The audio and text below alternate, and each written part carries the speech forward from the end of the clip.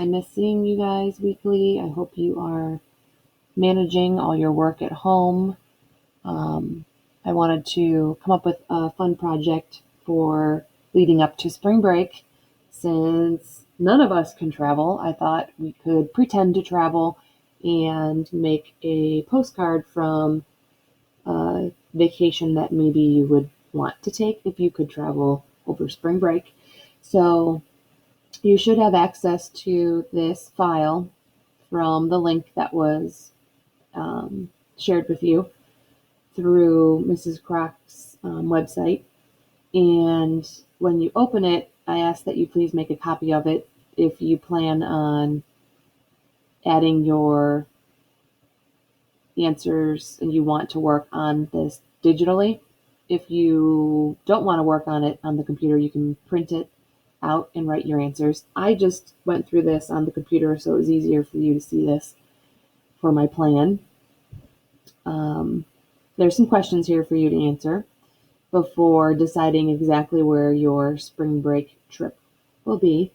So I went through and answered all these, and number 2 was to help narrow down your vacation location, and you were to cross some of your options out. So I went through and just kind of grayed them out so you couldn't really see them, which led me to these 2 final options, Florida and Aruba. And from those 2, down here, number 3, it says from your final list after crossing them out. So I crossed out the ones I thought would cost the most money, the ones that would take the longest to travel and take up most of my time traveling, the one that made me the most nervous, the ones that seemed most boring, and I was left with these 2. From those 2, you are to pick which one really stands out to you. If you can't decide, then write both of them down, draw from the hat. I decided to go with Aruba for my vacation location. So looking at requirements down here for my postcard, I need a piece of paper, any color that is 4x6.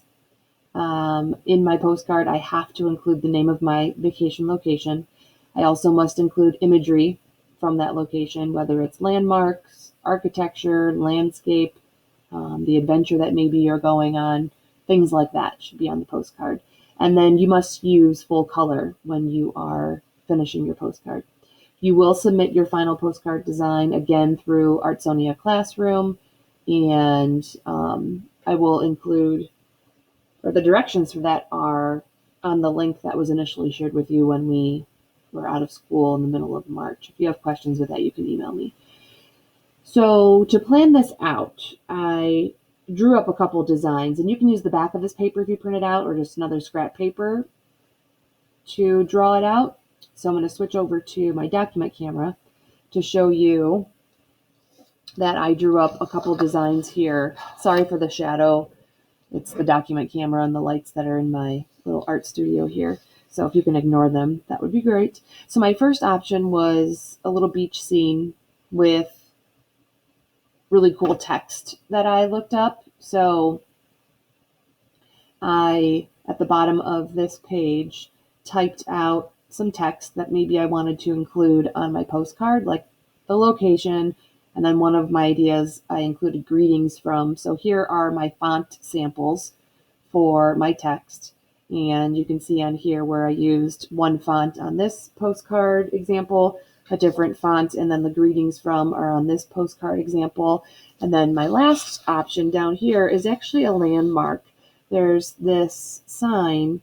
When I was looking for, I just did a Google search for different ideas for my design, and one of the things that popped up was that sign, if I can find it here for you. That sign, here it is, that Aruba sign. So I thought that's cool, some of the colors on there, but I really didn't know what to do behind it.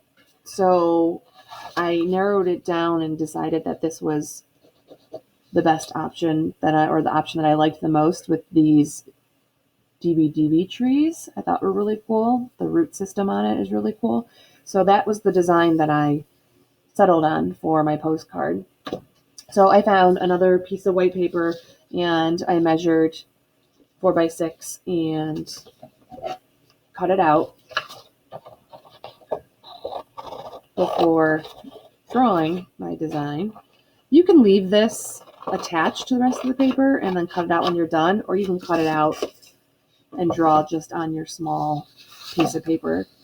Totally up to you. So then on here, I'm going to start sketching just in pencil where everything's going to be laid out. I'll press a little harder. I know I always tell you press lightly with the pencil, but it's kind of hard to see right now. So I'm pressing a little bit harder with my pencil and then mapping out kind of, where that tree is going to be, that root system. And I can keep going back to the picture right here that I was looking at while I'm drawing. So I had that up on my screen while I was drawing on my paper.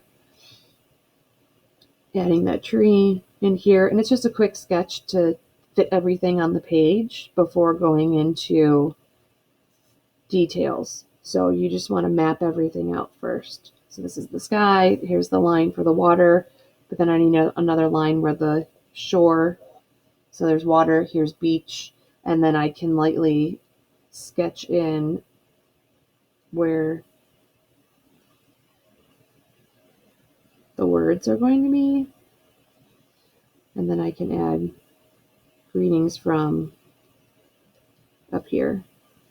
I actually, when I finished my example,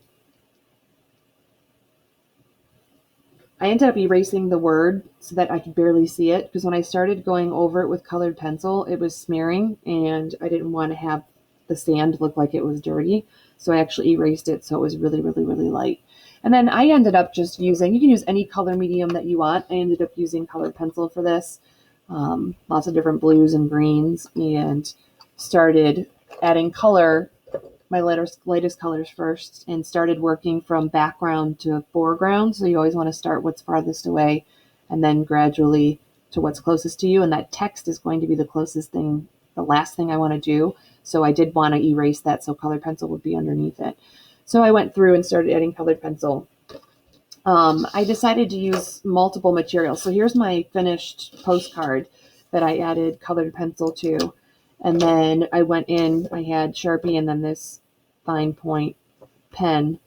I did the word in Sharpie, Aruba, and then this, I used the smaller pen for greetings from. And I actually added a little bit of pen markings for texture and things in here. So it looks kind of like, it doesn't look like a photograph of Aruba. It looks more like a painting or a drawing. And that's fine because some postcards are drawings or paintings. They're not actual photographs. So you get to decide what your postcard looks like, if you want it to be realistic, if you want it to be a little more cartoon-like.